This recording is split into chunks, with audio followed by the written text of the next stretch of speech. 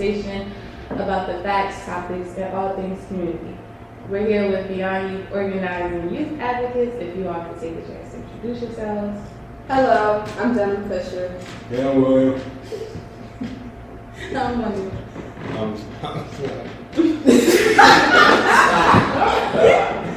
And I'm Christen, and we want to use this, I don't care.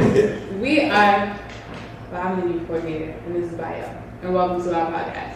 Today, we are talking about substance abuse and mental health in light of it being Mental Health Awareness Month, and today being Substance Prevention Day. So, I'm going to dive right in for my first question.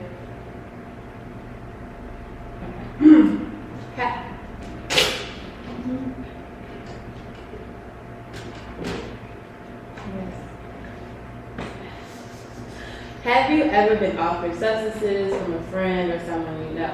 And then in that moment, what did you do at that moment? How did you feel? You had your hand up first. Okay. I was offered when I was like 14, but I didn't take it because I didn't know what I'm doing it. Offered what? Weed. Oh. Okay. Nothing else. Just anybody else? Yes, when I was in middle school, someone was selling Rice Krispie treats in gym, and like a friend of mine, a classmate, she was like, "Oh, like, do you like so and so is selling Rice Krispie treats? Do you want any?" And I said no. First and foremost, I was very uncomfortable, and then secondly, I just simply was not interested. And at the time, I was kind of like, well, does it make me lame that I'm saying no? And this is the social norm. Everybody, buys from this person. But because I always just did the opposite of my peers. So I was like, okay, this is another thing that makes me different. So I was kind of like, but I never went back on my answer. It was always just no, because I wasn't raised like that. Growing up, I did see substances in my household, but none of my family members, pressured me to try anything, and it was just, they never encouraged the behavior for me. So I was just very adverse to it. Yeah. Multiple times I was offered to smoke weed, but I don't see the hype. I don't really do that because I take care of my body, so I don't want to damage it.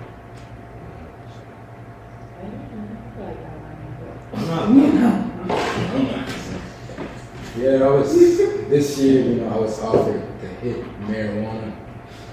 I hit the marijuana. I hit the marijuana twice. I didn't feel nothing, so I didn't do it again. And I don't plan on doing it again because people lips, they get dark and black. It's nasty. So you felt and then you were like, for you. Okay. Don't knock it till you try it. What? Not all of them, no. Not like the hard stuff. Well, either way, it's illegal for you guys because y'all are all underage, so y'all should not be doing it. Y'all are adults or any substance. I can control myself. I'm 18. Yeah, you're 21. Yes. And I also, I was going to say, because I've also been researching the Georgia law since I'm going to be living in Atlanta for 4 years, and you have to be 21 and over. Yeah. So, I am, an adult, legally 18, but there's still some age limits. Some, not age limits, but there are still some restrictions for 18-year-olds. Yeah. Okay, yeah. So, honestly, I don't think they raised the age before I even graduated high school, so. What was the age before? 18. 18 for tobacco, not for alcohol. So, It's just alcohol. Yeah, I swear, I remember seeing when I was going to Royal Farms or the supermarket. They were 18 and Yeah, but they raised it before you graduated. Mm-hmm. Okay, that's why I don't see that sticker anymore, probably. I'm still saying. And it's just so crazy because they start tobacco And all y'all minors I have hate people that vapes. smoke How vapes. you been? Yeah. I'm just having a conversation about this. What, vapes? Yeah, like where would the minors be getting the vapes from? And, like older siblings, Amazon, like there's a lot of like companies who should be in trouble right now for distributing these things. And smoke shops. They go to smoke shops and they just give it to them. They ask for ID, they just give it to Wow. them. Where are these smoke shops? Like in malls and stuff? Just everywhere. Everywhere. Well, So, like, how do you guys think parents or guardians can better communicate with teens about the risks that come with substance abuse? I mean, my mom drilled into my head, especially like when fentanyl was, when it was hot. And she no, like when it was like people was dropping from like just down. Yeah, like in school, they was taking edibles and it was spitting all laced in it. And 2 people Oh, died. Lincoln Double? Yeah. Oh. Yeah, she was just on me about it. I mean, I was telling her she don't have nothing to worry about, but yeah.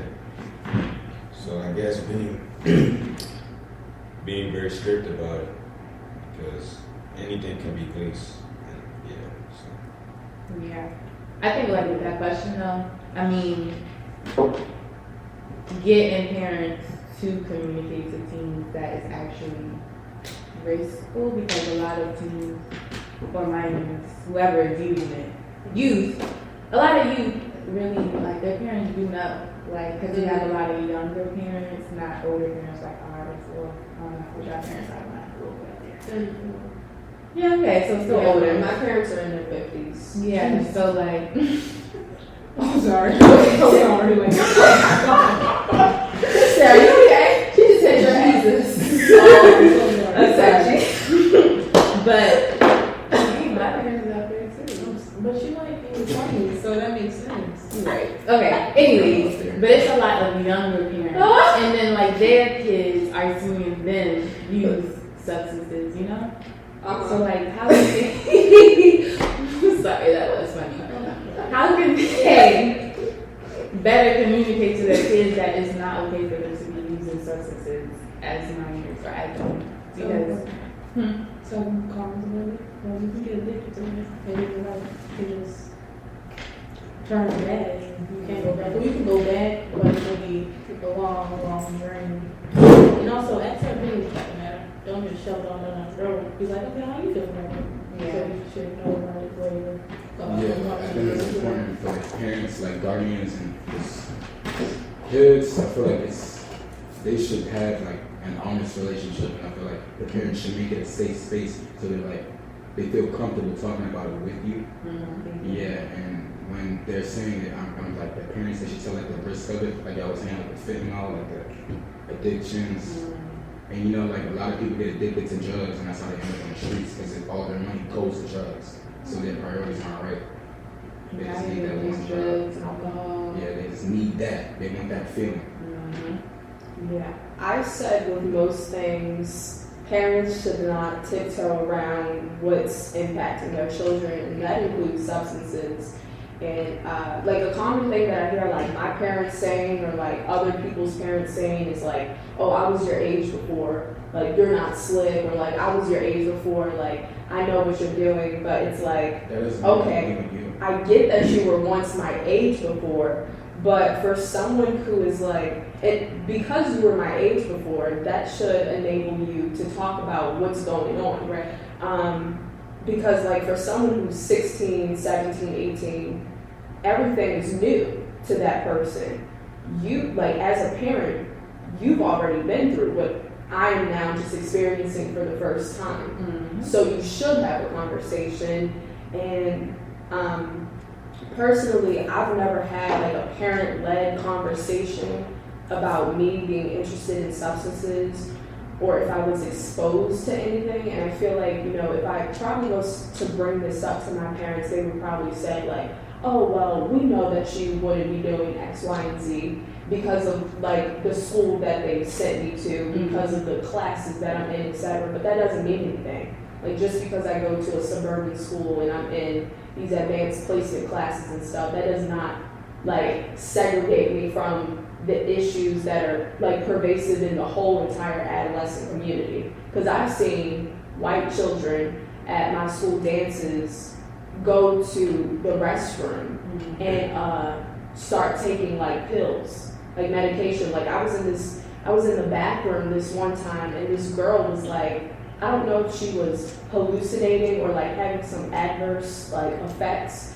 to the drug she had, but like her friend asked her like, oh, are you okay? But they were like clearly both on the same drug. And she said something like she had just took an O. So I think O stands for like oxycodone. I Yeah. thought opioid was, I mean, yeah, that O was opioid. No, O like oxy, like pill, medication. And a lot of them, like their parents are like doctors, pharmacists, stuff like that. So they had like access to the pills that have the hardcore like medications and drugs. So I mean, just whether somebody goes to school in the inner city, the suburbs, the countryside, it still should be talked about like in the whole community. Right. Yeah. So like when you said the school, like, because that's what I'm going to get to. You're going to skip 3 for right now and just go straight to 4. But how can schools or communities help teens who are having problems with drugs, alcohol? Because, like you said, a lot of youth are using in schools. They aren't even, they usually, like you said, in the bathroom, because they're away from their parents and they feel like they're not going to get caught in school, which is ironic because our teachers used to check the bathroom, like, if there were too many people, or they knew that someone was there too long, like, They lock it. the They bathroom. lock the bathroom. You gotta ask for somebody to unlock the bathroom. Yeah, I was gonna say that's an issue at my school too. Yeah, and you only get like 3 minutes in the bathroom. But we get 20 or 10. And we get 3. 20 minutes in the 3 bathroom. minutes is actually 10 minutes in the bathroom. Because when you're gonna walk to the bathroom and you don't people in the bathroom. So Oh, it's 10 minutes to Also go lock to that and from the bathroom. bathroom. Yeah. Like But there's been times where like I'm in the hallway, like searching for an open bathroom, and like most of the times the bathrooms are locked. And I mean, a couple years ago, before my previous principal, before he was gone, he he did some, not policy, but he did some sort of thing where he had the door removed from the boys' bathroom. And in the boys' bathroom, there are predominantly like black males in the bathroom smoking weed and vapes and stuff. And so he had the bathroom door removed. And I don't really, like that solution was actually disgusting. Yeah, that happened to me in high school Yeah. too. Well, it was with MS-13, because they were blowing up our little toilets with firecrackers.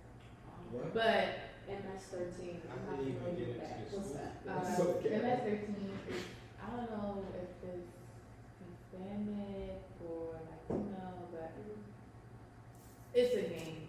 Oh, For- okay. Latino people, I think it's mostly. But yeah, because our school was black Latino, so Oh, okay. yeah, they was blowing up our toilets, so our principal took all the bathroom doors for everyone in the main building, and no one wanted to use those bathrooms because you could see right into it. So we had to walk all the way to the new building. Wow. I can see why they're That's doing good. it with my school, because that's eight.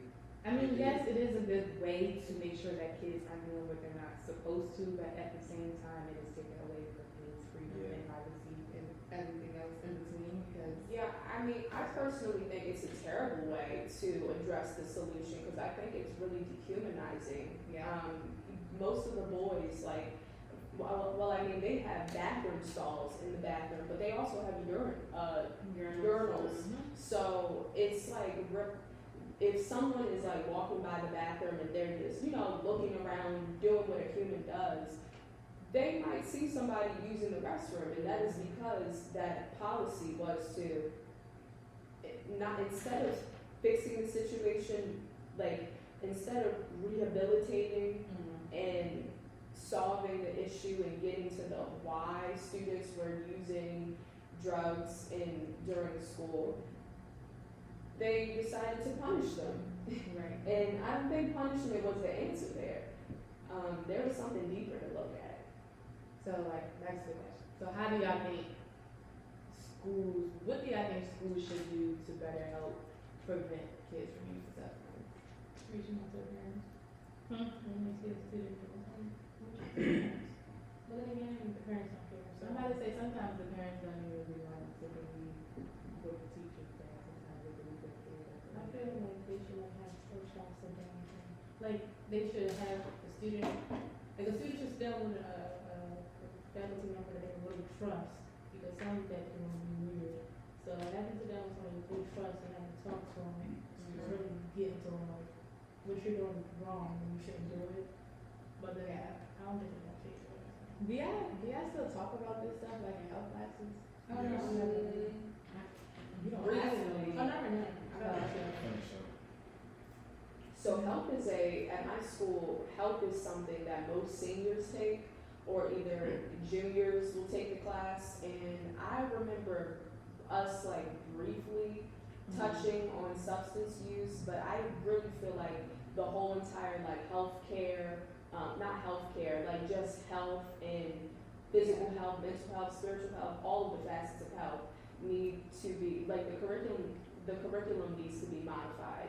It's very outdated, and I feel like the information is very like they sprinkle a little bit in there, and I really think it's problematic how they wait until people are in their senior year of high school to give them help. I mean, I'm a human in 9th, 10th, 11th, and 12th grade, so why can't I have help all 4 years? I really think they need to push for help earlier than 12th grade. I feel like health, because I don't know, I was taught health in middle school. And then I had it one semester of 9th grade year, and then 2nd semester we switched to B. So it's like, I also did feel like we should have, I feel like health should just be a mandatory class all 4 years, only because you can do a lot of stuff in health class. Like I got CPR certified. We did talk a little bit about drug use or substance abuse or whatever, but I just feel like the whole school curriculum just needs to be changed, because what they teach you do not prepare you really for life outside of life. We all think it's very cool to put karma in it. That's all we do. Yeah. I don't know perfectly. Like when Like in my middle school, I was in there, but my friend was like, yeah, they have wooden penises. And they put the, they put the condom on the penis. And I'm like, Yeah, cucumbers. Wooden? yeah, wooden. Ah, I was like, I'm not gonna do anything about it. I'm just stupid. It's like, I don't know. We had to carry the little flower baby. oh, That we was it. did. we didn't do any baby experiment. We didn't do anything. They gotta do that actually. Oh, they got a parenting class in school. I'll say that. Somebody say the parenting class you crazy. I don't know. Because that's kind of fun. We getting off track. Let's go back. So have you or your friends ever felt pressured to try drugs or Oh, alcohol? hold on. I didn't even address the question. How could schools or communities? Oh, I feel like that's what we were just okay. I had more to talk. Go ahead. Oh, sorry, guys. Okay, so I think that schools rarely look at the why of why individuals are using drugs and alcohol. Addiction is not something that is formed overnight. I think there's something that needs to be deeply examined and analyzed here. And I just feel like some of my peers are in the bathroom at 8, 9, 10 in the morning, vaping on a puff bar just to make it through the day. And when you talk to these kids, when you talk to these students and like really understand like why are they doing that, most of these students are being disrespected by their teachers. They don't feel safe in their counselor's presence. They don't feel safe at home. A lot of them are going through a lot of things with their friends, and instead of like the adults, like when they go to they don't go to the adults because the adults don't intervene in the first place. They just and the adults are also not teaching them how to healthfully like communicate their issues, their problems. A lot of them just resort to physical aggression because they don't know how to have a healthy conversation about their issues. And their teachers don't look like them. Their peers are ostracizing them. And going back to their teachers don't look like them, representation is very important because a lot of these teachers who don't look like us, Black students, it's like there's a disconnect. And because there's a disconnect, a lot of them are numbing the trauma, the hard feelings, the pain, and people like the adults aren't just, they're not having these open conversations. Like if you go through the school year, if you like really like track like the mental health of students, it severely declines. Like I know, like I remember like on the first day of school, our teachers like having these icebreaker conversations, like getting to know you, checking in on your mental health. And it's just like after the first week of school, after the first day, nobody cares. Nobody revisits mental health. It's just work, work, work. And so I know that they are preparing us to be a servant, a worker to the capitalist structure, to a capitalist system. And capitalism leaves out mental health and mental health awareness. Okay. So because Denim basically just answered this question, I have to say. But so how do you guys feel about like what signs should teachers, parents, friends, etc. look for teens who like are using drugs or alcohol? That's I think 7. Yeah, 7. Change syndrome, appearance syndrome, actions. Maybe they start to look a little sick, a little skinny. You feel that or something. Like they're not upkeeping themselves. Mood changes, drop grades. Sometimes they change friends. Yeah, you see the change in that friend to something off, because white people in bed. Then the smell, like if it's smoking or something. Oh yeah. Yeah, I was going to say one obvious sign is finding substances in use bedrooms. Well, if you're a parent, you would know that. And if you're a friend too, if you're invited over their house and you see something and you're like, oh, well, now I know that so and so uses this. And also just to piggyback off of what Will said, that kind of like a nothing matters attitude, like a lack of involvement in extracurriculars, clubs, sports, class. Like if a student is someone who regularly participates and does their work on time, and then there's just like a shift in their behavior, then that can be a sign. Yeah. So sometimes I also say like anger. If that makes sense. Like people just getting mad for no reason, easily irritated. What else? Because that was me. I didn't get offered substance. I filled it. I'm not gonna lie to y'all. In high school. But then I had that experience because one day I got laced from an edible. Oh. And I never ever did it again. But that affected my mental health. And so after that, I was like, I started getting mad at everybody for no reason. You know how you be like, I'm gonna go to school and not talk to nobody because I don't want to. But then you end up after that. That was not me. Like I really I would get mad at people trying to make me laugh and stuff because it was just I was just over it. So yeah, that was a huge sign. And thank God my guidance counselor saw it and she actually helped me. But my teachers didn't. My mom didn't because I was with my mom at the time. So it was just like, I'm sorry, your mom did not help you. she didn't see the sign. Oh, okay. Yeah, like she didn't notice it. She just thought, oh, teenage girl, puberty. She got a little I attitude. think that's what all parents maybe did with like puberty and stuff. That's how I'm cultures themselves. Yeah. But then I don't want to talk to because you want to so. But that's the thing. Like sometimes, even if your parents are gonna annoy you, still they give good advice. They give good advice. It's not probably what you want to hear. I don't even want to say the word. I'm going to say the word. Hypocrite. Hypocrisy. Hypocrisy, like when you get hypocrite. Yeah. Hypocrisy. Sure. Right. You just understand.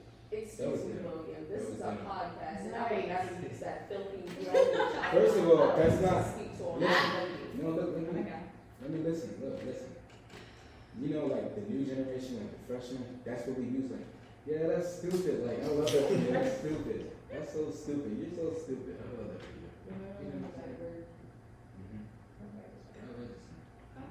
It doesn't matter now. We got like, oh, that's I was going to say there were some articles a couple years ago, like because there was a similar situation at my school. Students got laced. Yeah.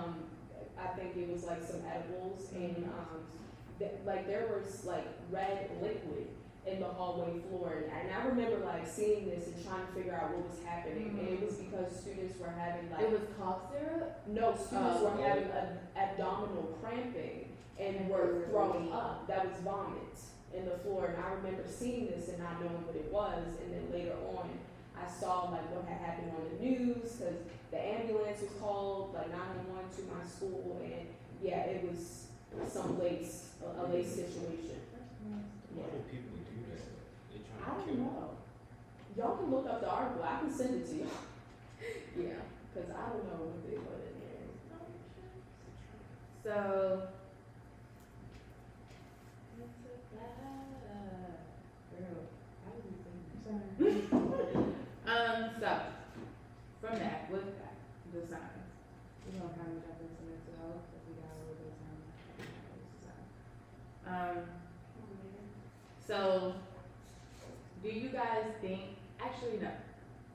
Do you guys think that breaking down, or how can we break down the stigma surrounding substance abuse so that teens feel more comfortable asking for help? Because I feel like, and I'm gonna also tie in the social media question with this too, and say that a lot of teens or youth are influenced by what they see on social media, which they see a lot of celebrities abusing drugs and alcohol, et cetera, et cetera. Mm-hmm. Yeah, so how can we break the stigma down so that children, that's not really cool. They are actually probably going through something too, but trying to make it look cool because they don't want to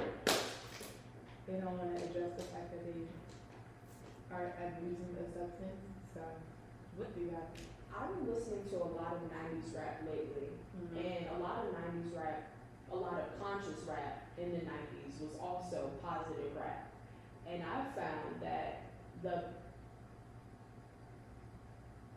the most entertaining or interesting way for like a young audience to absorb information or understand something, is through art. All of us are artists in our own way.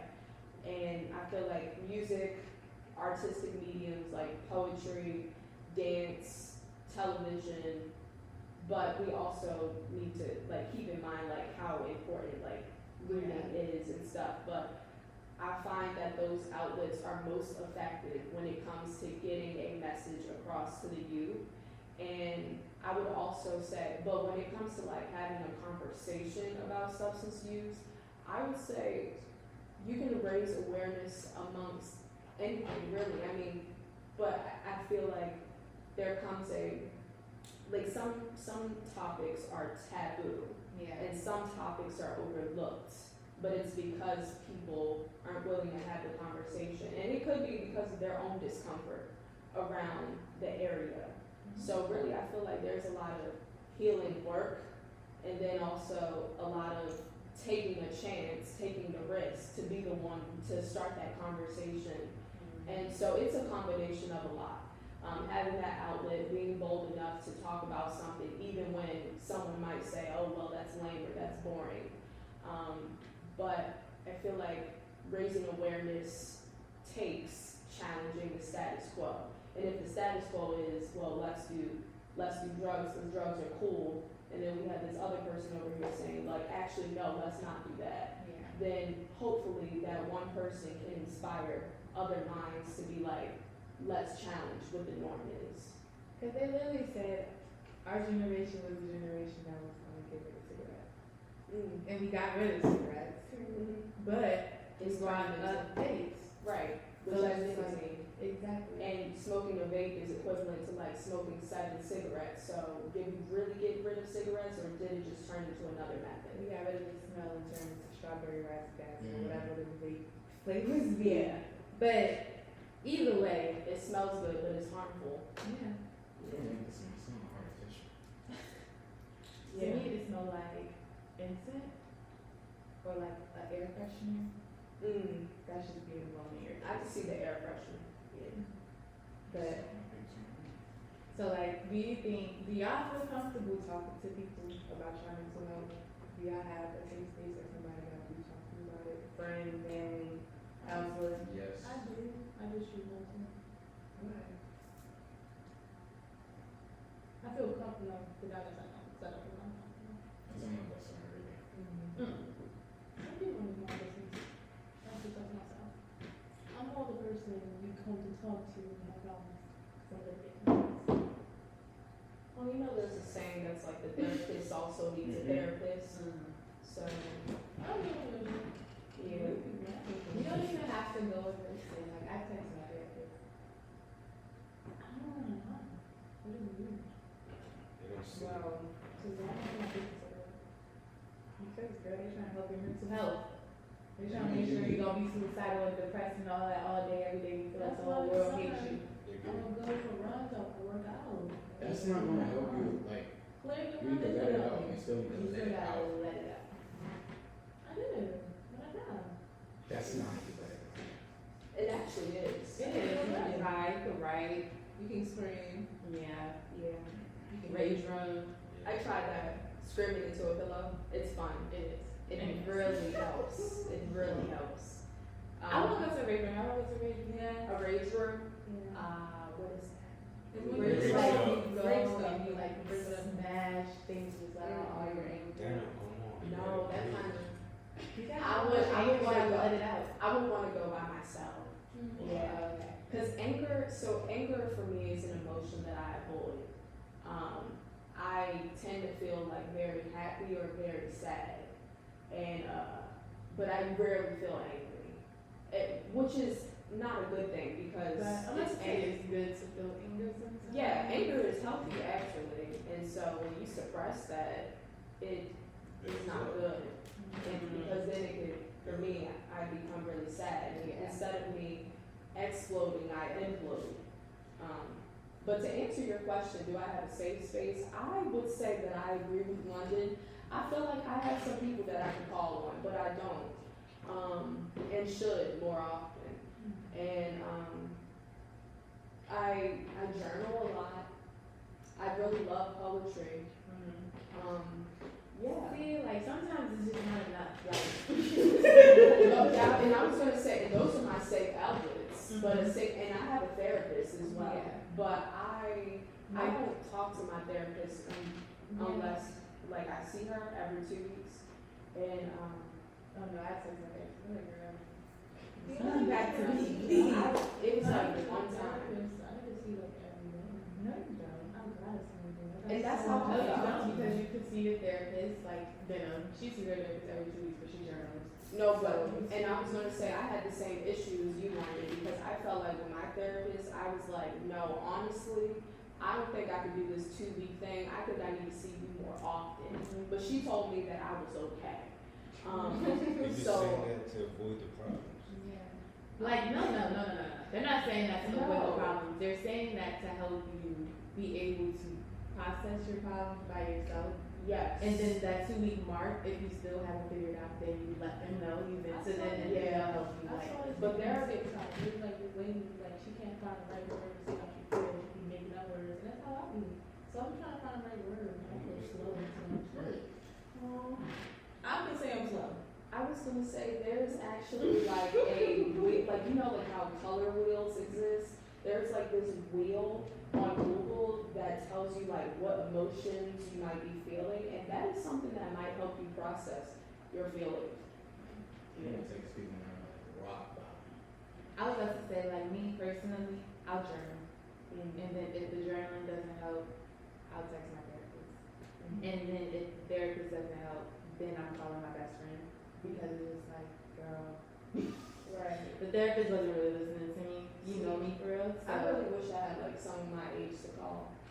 I mean, it doesn't even have to be something like, if my best friend, I have like 4. And that one is like my sister. My sister is 36.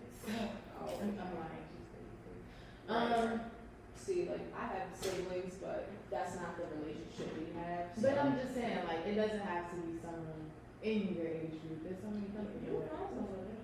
Yeah, I mean, and I do have a person. I have Donna Brown. Miss Donna, I love her. Yeah, she has truly, like, tremendously helped me through a lot, and I'm grateful. I am grateful, but I think I'm still in the boat with London, with having the support, but not like feeling like a burden or feeling like you don't want to take the help because you don't want to overwhelm that person. But that's what you do. So with me, when it gets to the point where I have to talk to my best friend, I'm like, hey, are you up for me to vent to you? Or like, can I vent to you first? Like just ask them if they're mentally ready to have a load dropped on them. Yeah. And if not, it's respectfully like, okay. Yeah. And y'all make me feel like so worse. So you don't want to stay talking about my problems. They don't care about me. well, honestly, you don't know what they're going through. So you Okay, can't. we can talk about your problems after my problem. But No. what if she's dealing with her problems right there in No. that moment and can't talk to you about yours because she don't even know what's wrong with So we herself? can talk about yours first and because of our problems. Either But way, She she's just said she not ain't ready. ready to Well, talk. she's not Yeah, ready she's yet. not ready to talk. So you we gotta gotta be be friends. Like, you gotta You gotta respect and They understand gotta that be on other their time. people. It gotta be when I'm ready. Like you, like I'm trying to talk to you about what I'm going You need to through. work on that. Yeah, that's something because you can't expect people to drop all their stuff for you. Just like you're not gonna drop all your stuff for somebody. Right? Unless it's a problem. Like if Unless it's it's a really problem. important, then yes, I will. I will do anything for my friend, not friends, friend. But like, Mental health is important. That's a whole different podcast episode, honestly, for that itself. But substance abuse is just substance abuse ties into mental health. Mental health ties into substance abuse. They're like cousins. Business. Bless you. Wait. You know what I mean. But that's why you have people. Prevention, Say no to drugs, kids. Alcohol, over-the-counters. I thought you were saying about the same deal. Yes, over-the-counters. What's something else? Tobacco. All of it. Just say. Pay attention to the people around you. Friends, family, parents, even dogs. What? Actually, I agree because I saw a Nipsey Hussle quote before, and it said some people are around you but not in your circle. There's a difference. And Nipsey Hussle got by people who were around him and not in when his you got God, Yes. Don't say it. how you say it? So, God. with that, happy Mental Health Awareness Month and Substance Prevention Day from your advocates here at B.I.O.LOGUES Organizing. Would y'all like to say anything? Thank you for watching. I appreciate the support, and stay tuned for the next episode. Don't forget to spread love and positivity. And like, comment, share, and subscribe. Yes. And